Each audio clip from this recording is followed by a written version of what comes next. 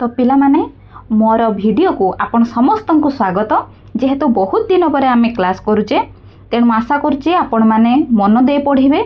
किछि प्रॉब्लम थिला जेमति कि मोर फोन रो किछि प्रॉब्लम थिला एवं मो देह भी भल नाही, तो आपण मानको वॉइस रे टिके प्रॉब्लम होबो। जेहेतु मो बहुत दिन हेलानी क्लास करी नाही सेथिमे भाबिली नाही आज आम क्लास करवा। जेहेतु समस्त एग्जाम आपण मानकर एसएसबी हो नेट हो सब एग्जाम एवं आसीगलानी तेणु आमको निश्चित भाव में पढ़ाई पड़ो। तो जो मैंने भी एसएसबी प्रिपेयर हो नाहांती टेंशन न नहीं एबेठू प्रिपेयर हुंतु। जमा न पढ़े किसी पढ़ा बहुत बेटर हाँ कि नहीं, एटलिस्ट किसी पढ़ी तो जीवे कि नहीं। तेणु आमर जो एसएसबी सिलेबस सेकेंड यूनिट जदि आप देखिए सेकेंड यूनिट आमर कौन अच्छी रास पंचाध्यायी। से रास पंचाध्यायी को आज आम आलोचना करवा। तो रास पंचाध्यायी जमी आपण मैंने जानी जगन्नाथ दासंकर एटा कहबार किसी आलोचना नहीं। ता सहित आम जदि रास पंचाध्यायी कहबा ताले एटा आमर मूल कौन श्रीमद् भगवतर जो दशम स्कंध से दशम स्कंधर जो गोपलीला जो वर्णना होती से गोपलीलाटी को कौन करचंती ना जगन्नाथ दास रास पंचाध्याय नाम 5टी अध्याय से गोपलीला को बुझा जाइए। से गोपलीलाटी को आम भल भाव में ये बुझा। जदि आपण मानकर क्वेश्चन आसे जदि आप देखिए ताले मूल अनुसार यहाँ हूँ 29 अध्याय मात्र। जदि आम रास पंचाध्याय देखा ताले 300 अध्याय आरंभ होती। तो चलतु लेट न करी आम कौन करवा ना मूल टेक्स्ट को आम जा। श्रीकृष्ण संगे गोपी वृंदे रास आरंभन्ते आनंदे तहु श्रीकृष्ण अंतर्ध्यान 30 अध्याय वर्णन। जदि आम एटा कहवा जे 30 अध्याय कौन वर्णना करा जाइछि ना 30 अध्याय जेतेबेले श्रीकृष्ण सांगरे जो गोपी वृंदे सब जेतेबेले रास आरंभ करिसंती सेतेबेले कौन है ना श्रीकृष्ण अंतर्ध्यान हो जाइछंती। ताहा ही आमर 30 अध्याय वर्णना होइछि। ताले 30 अध्याय जदि आपण मानकर क्वेश्चन आसीबो जे 30 अध्याय कौन वर्णना होइछि ना श्रीकृष्ण जेतेबेले गोपी मानक संगे रास आरंभ करचंती श्रीकृष्ण सेतेबेले अंतर्ध्यान हो जाइछंती सेही कथा वस्तुटी आमर 30 अध्याय वर्णना होइछि। श्री शुक उवाच शुक कहउचंती शुण परी नरनाथ। ये परी अर्थात परीक्ष। शुण परी नरनाथ नरनाथर अर्थात राजा नरनाथ कृष्णचरित भागवत कृष्णंकर रचित जो भागवतटी मु आपन को कहूअछि। गोविंद विचारंती मने आज रमिबा वृंदावने। गोविंद बा श्रीकृष्ण मनरे विचार कले जे ना आज आम वृंदावन रे आज रमिबा अर्थात रास को आरंभ करिबा। 16 सहस्र गोप नारी मते बोलिले तप करी। तेणु 16 सहस्र जो गोप नारी से मैंने कौन करचंती ना जो तपस्या करिकी श्रीकृष्ण को पाई अछंती। जेमिति आपण माने जानिथिबे जो मुनि माने तपस्या करिकी शिव को पूजा करिकी जो है वरदानटी लाभ करथिले। तो से कौन कहउचंती ना 16 सहस्र गोप नारी जो 16 सहस्र गोप नारी माने मते तपस्या करिकी वरण करि अछंती। मु तांको पुराइबी आस से मोर भकत विश्वास। मु तांकर आशा आज पूरण करी कहीं ना से मोर भकत विश्वास से माने मोर विश्वासर सबु भक्त माने अनेक जन्मे तप करी एबे होइले गोपनारी। बहु जन्म तपस्या करिकी से माने एबे गोपनारी रूप में जन्म लाभ करि अछंती। रमीण देवी निजपुर आज मु करिबी निस्तार। आज मु सेमानकु रमीबी एवं तांको तांकर जो तपस्या आज मु निस्तार करिबी। जहाँ से तपस्या करिकी मते लाभ करिसंती सेइथिरे मु तांको निस्तार करिबी बा तांकर जो कौन तांकर जो कामना को मु पूर्ण करिबी। एते विचारी बनमाली घेनिले विरह मुररी एवं एतिके चिंता करिकी बनमाली बा जो कृष्ण कौन कले ना तांकर जो विरह मुरली को आनिले। ताने एठी मन रखिबे से कौन आनिले तांकर ना विरह मुरली को आनी अछंती। स्वाभावे शरदर काल पवन बहे परिमल। सेतेबेले कौन समय थिला ना शरदर काल थिला बा शरदर समय। शरद समय रे कौन होची ना पवन जो परिमल पवन बा शुद्ध पवन सबड़े बहु अच्छी। फुटिले जल स्थले फूल सुगंध शीतल अमूल्य। आ जल स्थल रे फूल फुटी अच्छी जोटा कि कौन करुची ना परिवेश को सुगंधित करी अछि। एपटे पवन होची तो शीतल सुगंध सेटा अमूल्य माने तार वर्णना करहबनी एते सुंदर लागुअछि। गगने प्रकाशिला निशी निर्मल विराजई शशी। गगन रे कौन आसला ना प्रकाशला निशी अर्थात संध्या आसला बा राति आसला निर्मल विराजई शशी। आउ जो निर्मल आकाश रे शशी अर्थात चंद्र प्रकाश हेले बा उभान हेले बा विराजले। ଚନ୍ଦ୍ରମଣ୍ଡଳ ଅଖଣ୍ଡିତ ଦେଖି ଉଷତ ଗୋପୀନାଥ। ଚନ୍ଦ୍ରମଣ୍ଡଳ ମାନେ ଅଖଣ୍ଡିତ ଏଇ ଯେଉଁ ଚନ୍ଦ୍ରମଣ୍ଡଳକୁ ଦେଖିକି ଗୋପୀନାଥ ଶ୍ରୀକୃଷ୍ଣ କ'ଣ କଲେ ନା ବହୁତ ଖୁସି ହେଲେ। ଲକ୍ଷ୍ମୀର ମୁଖ ପ୍ରାୟ ଦିଶି କିରଣେ ଦଶ ଦିଗ ତୋଷି। ଏଇ ଯେଉଁ ଖଣ୍ଡମଣ୍ଡଳ ଯେଉଁ ଚନ୍ଦ୍ର ପ୍ରକାଶ ହୋଇଅଛି ଏପଟେ ସନ୍ଧ୍ୟା ତାଙ୍କୁ କ'ଣ ଭଳିଆ ଦେଖାଯାଉଛି ନା ଲକ୍ଷ୍ମୀର ମୁଖ ପ୍ରାୟ ଦେଖାଯାଉଛି। ଅର୍ଥାତ୍ ଚନ୍ଦ୍ର ଲକ୍ଷ୍ମୀଙ୍କର ମୁଖ କ'ଣ ସେମିତି ସୁନ୍ଦର ଚନ୍ଦ୍ର ଭଳିଆ ତାଙ୍କର ମୁଖର ଆଭା। ତେଣୁ ସେ କ'ଣ କହୁଛନ୍ତି ଏହା କେଭଳି ତାଙ୍କୁ ଦେଖାଯାଇଛି ନା ଲକ୍ଷ୍ମୀର ମୁଖ ପ୍ରାୟ ଦେଖାଯାଇଛି। ଏଇଟା ଆପଣମାନଙ୍କର କ୍ୱେଶ୍ଚିନ୍ ଆସିପାରେ, ତେଣୁ ଏଇସବୁ ଜିନିଷକୁ ଟିକେ ଟିକେ ଦେଖୁଥିବେ। ଲକ୍ଷ୍ମୀର ମୁଖ ପ୍ରାୟ ଦେଖାଯାଉଛି। କିରଣେ ଯେତେବେଳେ 10 ଦିଗରେ କିରଣଟା ପ୍ରକାଶ ହୋଇଅଛି ଚାରିଆଡ଼େ ବିଚ୍ଛୁରିତ ହୋଇଅଛି ଜହ୍ନର, ସେତେବେଳେ ତାଙ୍କୁ କେମିତି ଦେଖାଯାଉଛି ନା ଲକ୍ଷ୍ମୀର ମୁଖ ଭଳିଆ ତାହା ଦେଖାଯାଉଅଛି। କାଳିନ୍ଦୀ କୂଳେ ବ୍ରହ୍ମରାଶି କଦମ୍ବ ତରୁ ମୂଳେ ବସି। ସେ କେଉଁଠି କଲେ ନା କାଳିନ୍ଦୀ କୂଳରେ ଯେଉଁ ବ୍ରହ୍ମରାଶି ସେ ରଚନା କଲେ ଏବଂ ସେଇଠି କଦମ୍ବ ତରୁମୂଳରେ ବସିଲେ କୃଷ୍ଣ ଏବଂ କ'ଣ କଲେ ନା ରଜନୀ ଚିରକାଳ କଲେ ମାୟା ପଟଳ ପ୍ରକାଶିଲେ। ତାହେଲେ କାଳିନ୍ଦୀ ଯେଉଁ ନଦୀ କୂଳରେ ବସିକି ବ୍ରହ୍ମରାଶି ଅର୍ଥାତ୍ ଚାରିଆଡ଼େ ଯେଉଁ ବ୍ରହ୍ମରାଶି ସେ କ'ଣ କଲେ ନା ରଜନୀର ଯେଉଁ ଚିରକାଳ କଲେ ସେଇଟାକୁ ଏଠି ବ୍ରହ୍ମରାଶି ବୋଲି କୁହାଯାଉଛି। ସେ ମାୟା ପଟଳକୁ ଚାରିଆଡ଼େ ପ୍ରକାଶ କଲେ କଦମ୍ବ ତରୁ ମୂଳରେ ବସି, କଦମ୍ବ ବୃକ୍ଷ ମୂଳରେ ବସିକି। ବୋଇଲେ ହୁଏ ବ୍ରହ୍ମନିଶି ସହସ୍ର ଯୁଗ ଯାହା ଘଷି। ବ୍ରହ୍ମନିଶି ଅର୍ଥାତ୍ ସେ ଯାହା କହିଲେ ସେହା ହେବ, ରାତି ଦିନ ତାଙ୍କରି କଥାରେ ହିଁ ସବୁ ହେବ। ତେଣୁ ସେ କ'ଣ କହୁଛନ୍ତି ବୋଇଲେ ହୁଏ ବ୍ରହ୍ମନିଶି, ଆମର ଯେଉଁ କ'ଣ ସକାଳ ରାତି ତାଙ୍କ କଥାରେ ହୁଏ। ସହସ୍ର ଯୁଗ ଯାହା ଘଷି, ସେ ଯାହା କହିବେ ସହସ୍ର ଯୁଗ ସେହା ହେବ। ତ୍ରିରଙ୍ଗ ଛନ୍ଦେ ଉଭା ହୋଇ ମୁରଲି ଅଧରେ ଲଗାଇ। ତ୍ରିରଙ୍ଗ ଛନ୍ଦରେ ଅର୍ଥାତ୍ ଶ୍ରୀକୃଷ୍ଣ ଯେଉଁ ତାଙ୍କର ଗୋଡ଼କୁ ଛନ୍ଦିକି ଛିଡ଼ା ହୁଅନ୍ତି ସେଇଟାକୁ ଆମେ କ'ଣ କହୁ ନା ତ୍ରିରଙ୍ଗ ଛନ୍ଦେ କହୁ। ତେଣୁ ସେ କ'ଣ କହୁଛନ୍ତି ନା ତ୍ରିରଙ୍ଗ ଛନ୍ଦେ ଉଭା ହୋଇ ମୁରଲି ଅଧରେ ଲଗାଇ ଏବଂ ମୁରଲି ବଂଶୀଟିକୁ ଅଧରରେ ଅଠର ଲଗାଇଲେ। ଗୋପୀଙ୍କ ନାମ ଧରି ଧୀରେ ମୁରଲି ଡାକଇ ସ୍ୱସ୍ୱରେ। ଗୋପୀଙ୍କର ନାମକୁ ଧରିକି ଧୀରେ ଧୀରେ ସେ କ'ଣ କଲେ ନା ମୁରଲିରେ ସ୍ୱସ୍ୱରରେ ସେ ଡାକିଲେ ବା ମୁରଲି ଦ୍ୱାରା ସେ ଗୋପୀମାନଙ୍କୁ ଡାକିଲେ। ଗୋପୀ ଯେ ଥିଲେ ଗୋପପୁରେ ନାଦ ଶୁଣିଲେ ଯେ ଯାହା ଘରେ। ଗୋପୀମାନେ ଯେଉଁ ଯେ ଯାହାଙ୍କ ଘରେ ଥିଲେ ସେସବୁ କ'ଣ କଲେ ନା ମୁରଲିର ନାଦ ସେ ଶୁଣିଲେ। ଦଣ୍ଡେ ଶୁଣିଲେ ସ୍ଥିର କରି ବେଣୁ ଡାକଇ ନାମ ଧରି। କିଛି ସମୟ ଶୁଣିଲେ ସ୍ଥିର କରି ଯେ ନା ବେଣୁ ଅର୍ଥାତ୍ ବଂଶୀ ଆମକୁ ଆମ ନାମ ଧରି ଡାକୁଛି। ଶୁଣି ହୋଇଲେ ଛନ୍ନ ଛନ୍ନ ବ୍ୟାପାରେ ନ ଲାଗୋଇ ମନ। ଅର୍ଥାତ୍ ଏହା ଶୁଣିକି ସେମାନେ ଛନ୍ନ ଛନ୍ନ ଅର୍ଥାତ୍ ତତ୍ପର ହୋଇ ଉଠିଲେ ଏବଂ ଯିଏ ଯେଉଁ କର୍ମ କରୁଥିଲେ ବ୍ୟାପାରେ ଅର୍ଥାତ୍ ଯିଏ ଯେଉଁ କର୍ମ କରୁଥିଲେ ସେଠାରେ ତାଙ୍କର ମନ ଲାଗିଲା ନାହିଁ। କରଣ ଚରଣ ନ ଚଳଇ, କର ଚରଣ ନ ଚଳଇ ମଦନେ କମ୍ପୁ ଅଛି ଦେଇ। ତାଙ୍କର କର ଚରଣ ଅର୍ଥାତ୍ ପାଦ ହାତ କିଛି ଚାଲିଲା ନାହିଁ, କିଛି ଚାଲୁ ନାହିଁ। ମଦନେ କମ୍ପୁ ଅଛି ଦେଇ ଏବଂ ମଦନର ଯେଉଁ କମ୍ପନରେ ଅର୍ଥାତ୍ ତାଙ୍କର ଯେଉଁ କନ୍ଦର୍ପର ଯେଉଁ ତାଙ୍କର କନ୍ଦର୍ପ ଇଏରେ କ'ଣ ଅଛି ତାଙ୍କ ଦେହଟି କମ୍ପୁ ଅଛି। ନାଦେ ମହିଲେ ବନମାଳୀ 16 ସହସ୍ର ଗପବାଳୀ। ଏଇ ନାଦରେ ବଂଶୀର ନାଦରେ ସେ ସମସ୍ତଙ୍କୁ ମହିଲେ, ସମସ୍ତଙ୍କୁ ଅର୍ଥାତ୍ 16 ସହସ୍ର ଗପବାଳୀଙ୍କୁ ବନମାଳୀ କୃଷ୍ଣ କ'ଣ କହିଲେ ନା ମୋହିତ କଲେ ବଂଶୀ ଦ୍ୱାରା। ଏକକୁ ଆରେକ ଲୁଚାଇ ଧାଇଁଲେ ଅସମ୍ଭାଳ ହୋଇ। ଜଣେ ଆଉ ଜଣଙ୍କୁ ଲୁଚେଇ କ'ଣ ହେଉଛି ଯେ କାଳେ ସିଏ ଜାଣିବ ବୋଧେ ମୋତେ ଡାକୁଛନ୍ତି, ଯିଏ ଯାହାକୁ ସମସ୍ତେ କ'ଣ କରୁଛନ୍ତି ଏକକୁ ଆରେକ ଲୁଚେଇ ସମସ୍ତେ ଧାଇଲେ ଅସମ୍ଭାଳ ହୋଇକି ସମସ୍ତେ ଦୌଡ଼ିଲେ ବା କ୍ଷିପ୍ର ଗତିରେ ଗଲେ ଧାଇଁଲେ। ବୋଲନ୍ତି ନପୁଣ ଏ ଜାଣି ମୋତେ ହୋଇବ ସପଦଣୀ। କହୁଛନ୍ତି କାଳେ ମୁଁ ତାକୁ କହିଦେଲେ ସିଏ ମୋର ସପ୍ତଣୀ ହେଇଯିବ। ତେଣୁ ବୋଲନ୍ତି ନପୁଣ ଏ ଜାଣି, ଏହା ଜାଣିକି ସେମାନେ କ'ଣ କରୁଛି କାଳେ ସିଏ ମୋର ସପ୍ତଣୀ ହେବ ନ କହିକି ସେ ଯାର ଯିଏ ଯାର ସବୁ ଲୁଚେଇକି ଧାଉଁଛନ୍ତି। ଆଗେ ମୁଁ ଯିବି ବୃନ୍ଦାବନ ରମିବି ନନ୍ଦର ନନ୍ଦନ। ସେ କହୁଛନ୍ତି ମୁଁ ଆଗେ ଯିବି ଏବଂ ମୁଁ ଆଗେ ଯାଇକି ନନ୍ଦର ନନ୍ଦନ ଅର୍ଥାତ୍ ଶ୍ରୀକୃଷ୍ଣଙ୍କୁ ରମିବି। ଦେଖିବି ନୟନ ପୁରାଇ ମୋହର ନାମେ ବେଣୁବାଇ। କହିଲା ମୁଁ ଆଖିରେ ମୋର ନୟନର ଯୁଗଳରେ ମୁଁ ଦେଖିବି କ'ଣ ଯେ ମୋତେ ଯେଉଁ ସିଏ ଯେଉଁ ତାଙ୍କର ବଂଶୀରେ ଯେଉଁ ଯେତେବେଳେ ବେଣୁ ଅର୍ଥାତ୍ ବଂଶୀରେ ଯେତେବେଳେ ନାଦ କରୁଥିବେ ସେହି ଯେଉଁ ଆଭା ବା ଶ୍ରୀକୃଷ୍ଣଙ୍କର ଯେଉଁ ସୌନ୍ଦର୍ଯ୍ୟକୁ ମୁଁ କ'ଣ କରିବି ମୁଁ ମୋ ନୟନ ମୋ ଆଖି ପୁରାଇକି ମୁଁ ଦେଖିବି।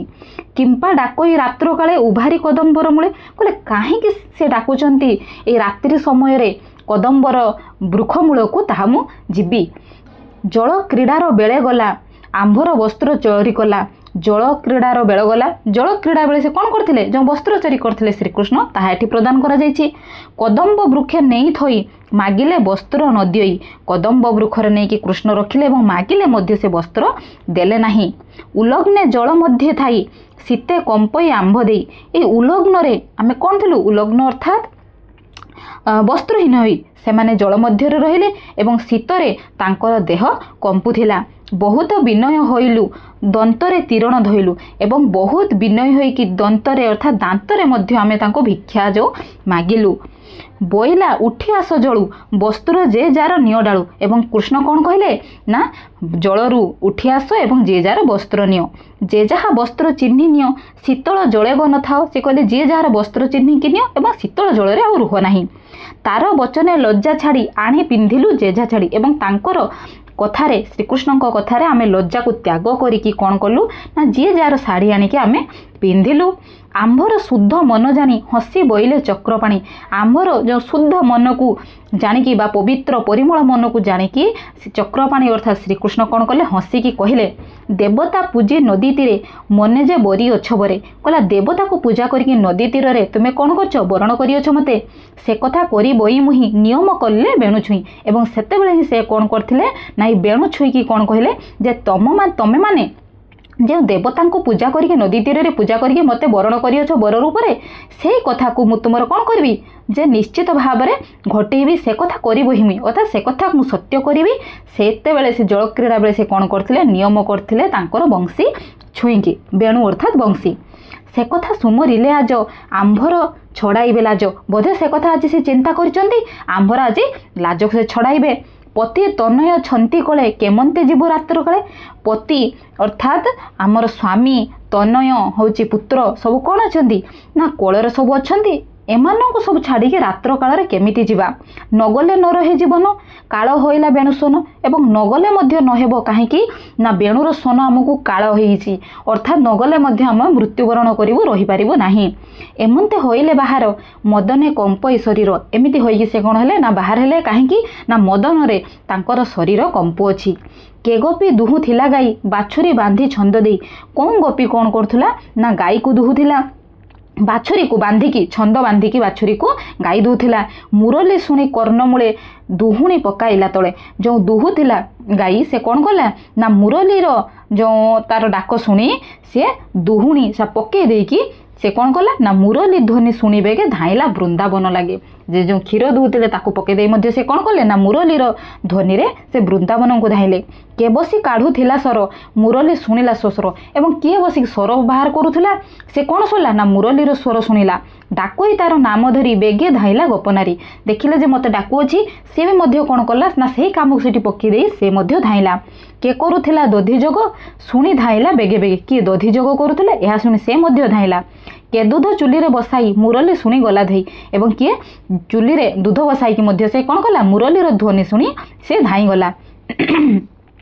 କେକଳେ ବାଳକ ବସାଇ ଦୁଧ ପିଆଉ ଗୀତ ଗାଇ। ଏବଂ କିଏ କ'ଣ କରୁଥିଲା ନା କେଉଁ ଗୋପୀ ଜଣ କ'ଣ କରୁଥିଲା ନା ତାର ଯେଉଁ ବାଳକକୁ ତାର ସନ୍ତାନକୁ ବସେଇକି ଦୁଧ ପିଆଉଥିଲା, ସେ ମଧ୍ୟ ଶୁଣି କ'ଣ କଲା ନା ଧାଇଁଗଲା। କର୍ଣ୍ଣେ ଶୁଣିଲା ବେଣୁଧ୍ୱନି ଡାକୁଇ ତାର ନାମ ଘେନି। ବାଳକ ପକାଇଲା ତଳେ ଏବଂ ଶୁଣିଲା ଯେ ବେଣୁଧ୍ୱନି ତାକୁ ଡାକୁଅଛି, ସେ କ'ଣ କଲା ତାର ବାଳକକୁ ପକାଇ ଦେଇକି ସେ ଧାଇଁଲା। ମଦନ ବିକଳରେ କାମ ଜ୍ୱାଳାରେ ସେ ମଧ୍ୟ ଧାଇଁଲା। ସ୍ୱାମୀ ଶୟନ ସ୍ଥାନେ ଥାଇ କେ ଗୋପୀ ଚରଣ ଚାପଇ। ଏବଂ କେଉଁ ସ୍ୱାମୀ ସ୍ଥାନରେ ରହିକି ସ୍ୱାମୀ ପାଖରେ ରହି କିଏ କ'ଣ କରୁଥିଲା ନା ପାଦ ଚିପୁଥିଲା। ମୁରଲି ତାର ନାମ ଧରି, ଯେତେବେଳେ ଦେଖିଲା ଯେ ମୁରଲି ତାର ନାମକୁ ଧରିଅଛି, ଡାକଇ ଆସ ବେଗ କରି। ଏବଂ କ'ଣ ଡାକୁଅଛି ନା ବେଗ ବା ଶୀଘ୍ର ଆସ। ପତି ଚରଣ ଥଇ ତଳେ ବେଗେ ଧାଇଁଲା କାମ ବଳେ।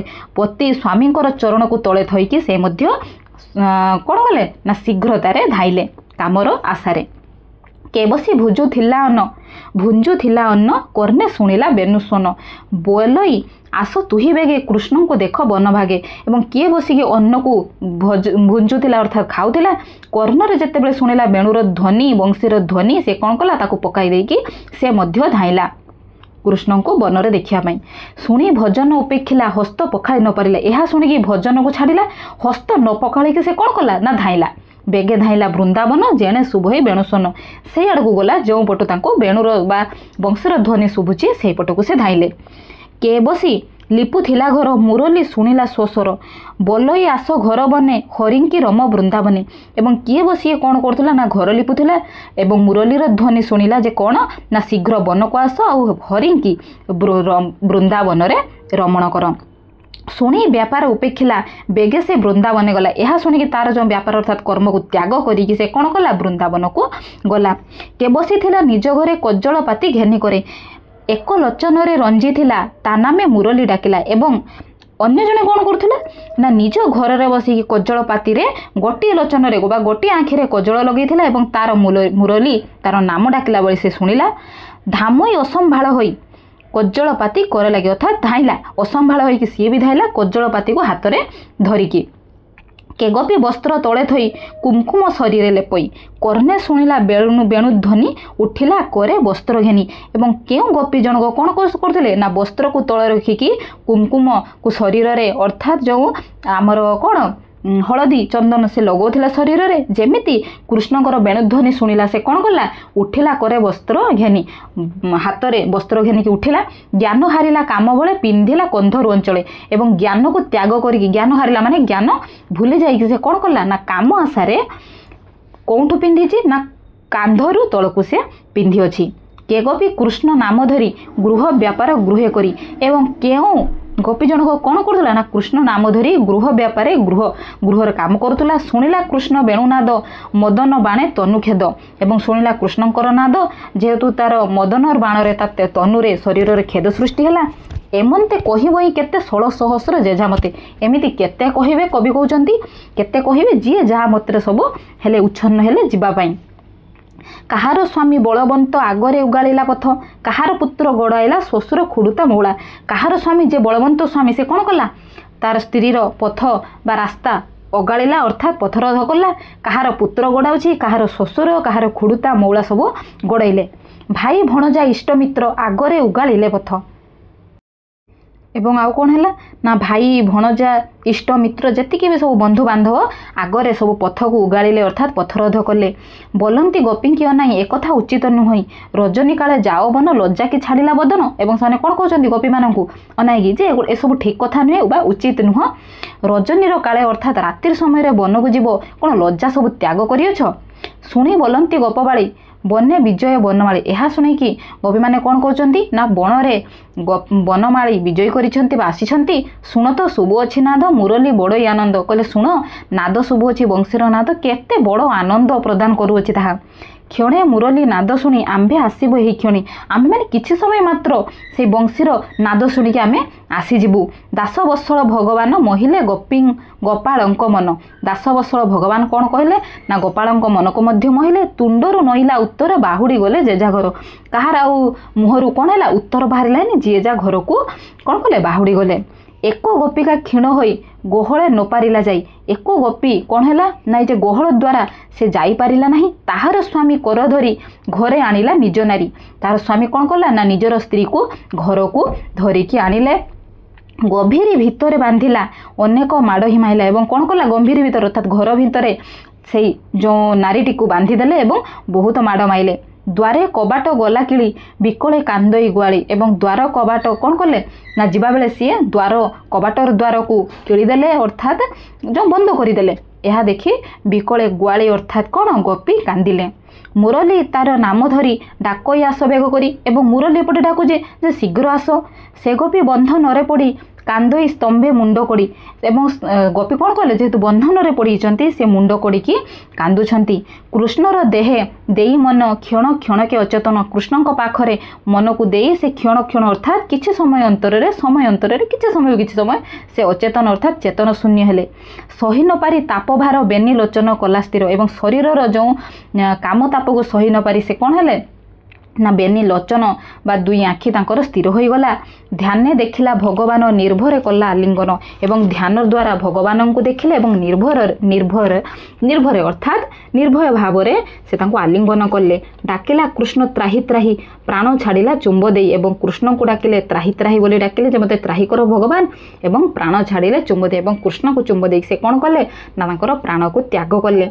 सही न पारी ताप भरे पशिला गोविंद शरीर एवं तांकर ताप भार सही न पारी से कौन कले ना गोविंदंकर शरीर रे पशिले। शुणी परीक्ष दंडधारी मुनि चरण तले पड़ी।